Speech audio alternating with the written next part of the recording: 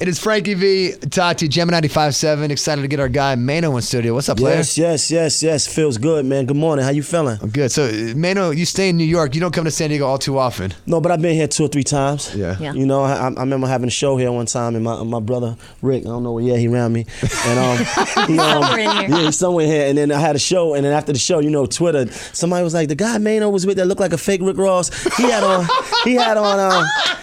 orthopedic shoes. Dang, and it was so funny though.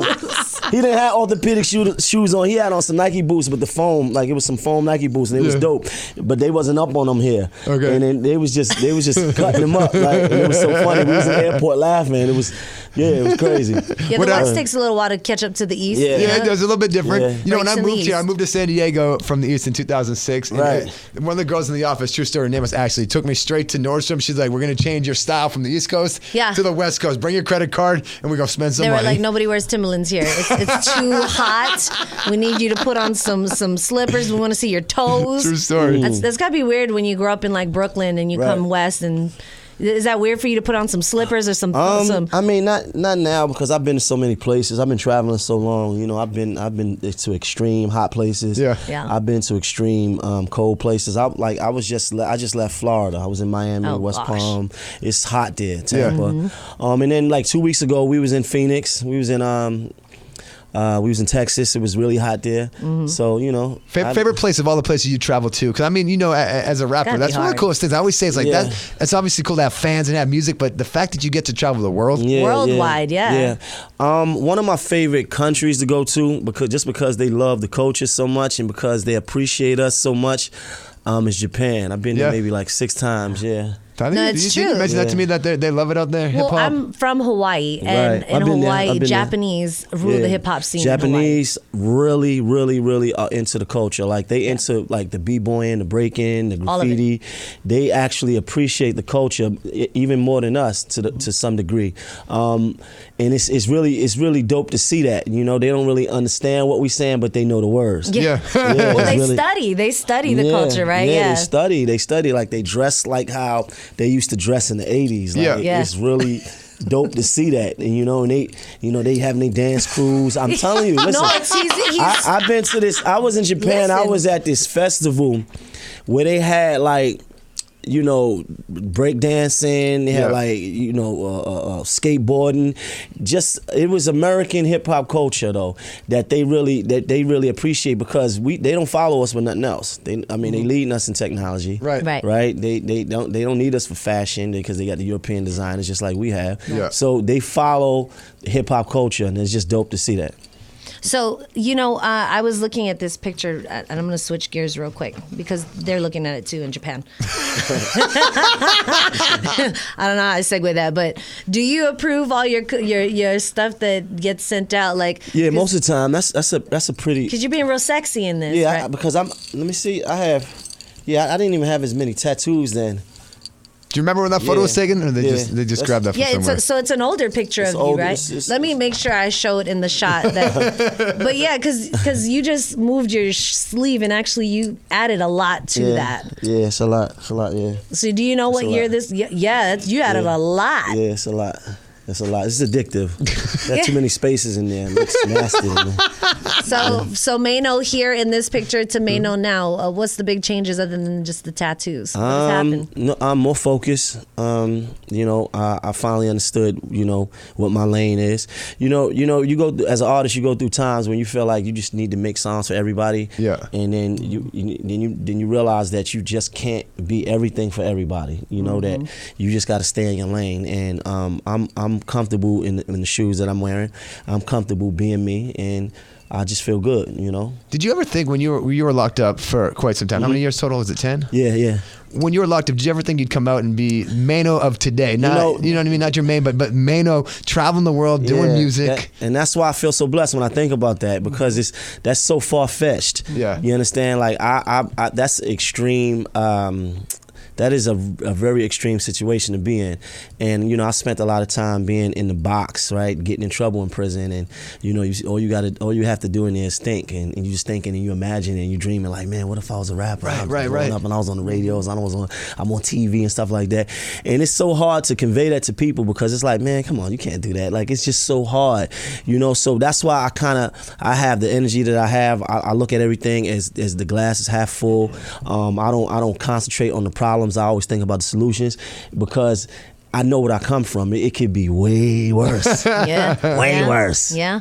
First thing you ate when you got out of jail, what's the first thing you grabbed for food? Oh, man, I forgot. Maybe I had always wanted pancakes and stuff like that, like breakfast food. Yes, breakfast is the best meal of the day. I couldn't wait to go to a diner and get like banana pancakes and stuff like that. I just wanted to pick out. You can't get that type of stuff in there. Like, I just wanted to like go to like some random diner and just get some breakfast food, right? You know, the things we take for granted. Yeah. No, for real. So, you know, you're Brooklyn, and right now, you know, people, and this is the masses, you know, they're watching When They See Us. Have you seen it yet? Of course.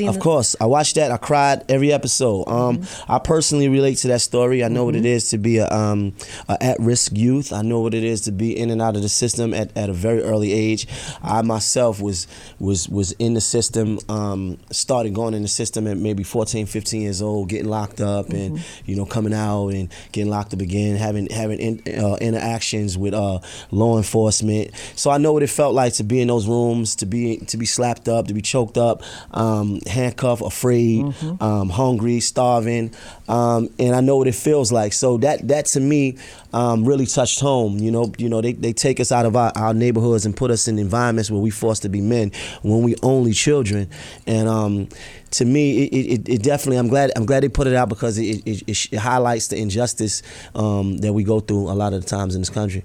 You know, people are seeing this story and they're just like, this isn't an isolated. It's not at all. It's so many people's story. So many people. If you were able to talk to these men today, because they did an interview with Oprah just recently. If you were able to talk to them and just kind of, you know, they say they're still broken. They're damaged. Of course, I know. Let me tell you, I probably spent a little more time than them in prison, and the difference between me and them is that I was probably groomed to be a criminal earlier. These were like good kids, so I can just only imagine, you know, just being snatched away from your household and being in these situations. Like me personally, I was kind of groomed to be that way. I was taught to, you know, not talk to the police, not answer them, never tell them the truth. But prison is an experience that, when you go in there, you can only understand what it feels like to lose so much. And when you come out, you probably a little bit different than when you went in, because it takes so much from you. You have to really be mentally strong to really be able to transition. Why you see so many people come home and can't transition? It's like they can't get right. Yeah. Right. And because mentally it puts you in an aggressive environment where you're forced to be something that you may not have been before, you know, and it forces some of the darkest points and the darkest places out of you. Yeah. I went to prison and felt like I was losing my mind at times. How did you transition? 10 years in jail, you come out, you're saying all this. How are you able to break that system and come out and become successful? What is it that you Fortunately, me, you know, I had a strong support system. I had people that really, really loved me and that was willing to do whatever I wanted to do, and was like, look, homie, you home, whatever you want to do. I had a real support system. I didn't really have to need for much. You know, I was picked up. I was very popular growing up, and it showed when I came home. I was celebrated. People had your back. Yeah. So, but that's not everyone's story. You know, that's not everyone's story. Everyone didn't have homies that were in position to say, yo, look, whatever you want to do, we want to do. Right. You know, you want to do this music thing. I don't really believe in it. I don't think you're a rapper, but let's go for it. You understand? So I wrote a book, and I mean, it's actually, I'm still writing it. It's like a book on philosophy. It's my thought pattern and my advice to dudes actually coming home, or that is about to come home, and how I felt like, you know, taking certain steps mentally could help you transition. I love that. It's Maino's 2 cents. See, his personal life experiences molds him who he is today. You're a family man. Yeah, I try to be. I mean, I'm not perfect, but I try to be. Yeah, you know, we don't see a lot of that side, you know, with artists when they come in because you guys are working. You guys are the entertainer, but you are a family man. And are we seeing that with the new music? Right. You know, I have a daughter that lives in L.A. She's in a new video. Shout out to my baby Gia. And I have a 16-year-old that's still in New York, my son. You know, I try to keep them together as much as possible. You know, but it's I'm not with the mothers, but you know, it's hard. I try to keep, you know, the peace and the balance as much as I can. You know, as much as I can. I got my ways, but you know, it's all about balance, and it's all I try to do as best as I can and make the decisions that I can as a man. And sometimes I fall short of that, but I keep it moving. You know, but you do the best, right? I mean, it's tough. We talk about that all the time. The balance of life and your life, man. You know what I mean? You've gone through what you went through. Now you're back on the grind with the music. You got your single "All Again" featuring Macy Gray, and you got kids on 2 different coasts. That's right. And a baby mom with probably some drama mixed in as well. Yeah. That's definitely. It comes with the territory. It comes with the territory. I know I'm a baby mama, so I know it's never gonna be easy. Let's talk about the record, man. I was just saying to Tati, how you did T-Pain, of course, you guys teamed up for your biggest song that everybody knows from the radio side of things. And now you're teaming up with Macy Gray, who, I mean, I was like, and Tati said it best, it's not like Macy Gray stopped doing music, but we haven't really heard that name on the radio front in some time. How does this come together? I did the song with the Heat Makers out of New York, and it was just a dope record. It was just so perfect. You know, it's that underdog, it's that spirit, it's that redemption, it's that trying to win against all odds kind of feeling. And I had played it for my friend Blue Williams. He had previously managed Macy Gray, and he had managed Outkast and CeeLo, and he was like, yo, you know what? Macy Gray would sound dope on this song. And I was like, really? And at the time, I didn't really think that she did records with rappers. And then he said, you know what? I'm gonna give me the record. I'm gonna play it for her. I'm gonna talk to her about it, and we'll see what happens. He played it for her. She loved it. She did it, and it been history ever since. That's all it takes, right? Is one person to play it for her, to vibe with it, and that's it. Did you guys get in the studio together? Because we always say this, how you guys just send back and forth MP3s and cuts. But the record had already been written. She sung it, and she just brought that energy, and it was just so perfect, you know. But I got a chance to actually, you know, really meet with her and vibe with her and talk with her, and we became really cool. You know, we shot the video in LA, and the video's out now, you know, and it just came together perfectly. You know, everybody goes through, you know, adversity. Everybody goes through hardships, and it's just how you choose to deal with it. You know, the song is like you get knocked down, you get back up. I see a smile on your face as you're talking about this, and I get kind of chills because it's seriously, you know, what you guys were just talking about. And you were locked up, and like here you are, smile. You got a positive song. You got to smile. Talking to us. It's not like you're not down on it. Like, man, I went through this shit in my life, and look at me now. It's cool to see. Yeah, it doesn't get you anything though, because that's focusing on a problem. We all got problems.